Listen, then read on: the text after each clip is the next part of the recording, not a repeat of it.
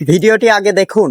একদিন বিশ্বনবী বললেন, যদিও আমি নবী, আমার উপর যদি কোনো হক থাকে বলো, আমি দিয়ে দেব।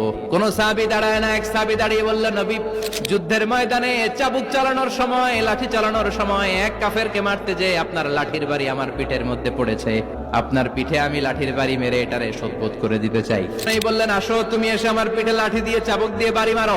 সাহাবী বলে, ও নবী, তখন দুর্ভিক্ষের সময়ের যুদ্ধ ছিল, আমাদের গায়ে জামা ছিল না, আপনি যদি যথা নিয়মে কেসাসটা আদায় করতে চান, আপনার জামাটা খুলেন, খালি পিঠের মধ্যে বাড়িটা মার। এবার ওমরে ফারুককে ধরে গে, এদিকে আয় তোরে দেখাইতেছে। বিশ্বনবী বললেন, ওমর থামো, মারতে দাও। বিশ্বনবী উনার জুব্বাটা উপরের দিকে উঠালেন।